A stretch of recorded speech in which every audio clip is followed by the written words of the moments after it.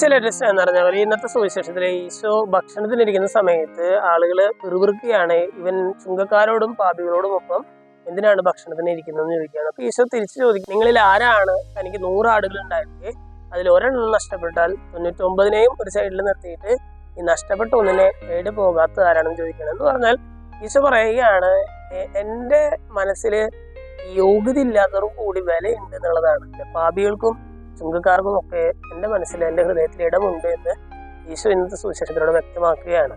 നമ്മൾ ചുമ്മാ ഇതിന് നേരെ ഓപ്പോസിറ്റ് ഒന്ന് ചിന്തിച്ചു നോക്കിയേ. അതായത് ഈശോയ്ക്ക് യോഗ്യതയുള്ളവർ മാത്രം മതി, പാപികളായവരൊന്നും വേണ്ട എന്ന് പറയുകയായിരുന്നു എന്നുണ്ടെങ്കിൽ ഉള്ള അവസ്ഥ ഒന്ന് നമുക്കൊന്ന് ചിന്തിച്ചു നോക്കിയേ.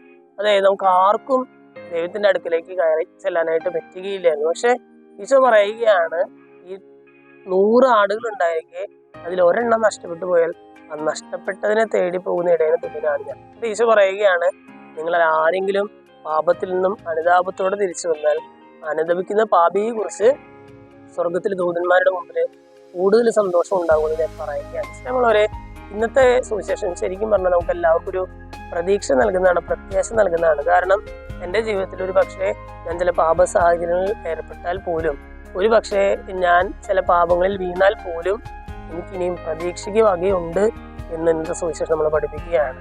ആ 99നെയും ഒരു സൈഡിൽ നിർത്തിയിട്ട് നഷ്ടപ്പെട്ടു പോയ ഒരു ആടിനെ അന്വേഷിച്ചു പോയ ഇടയനെ പോലെ തന്നെ ദൈവം എന്നെയും നിങ്ങളെയും അന്വേഷിച്ചിറങ്ങുന്നുണ്ട്.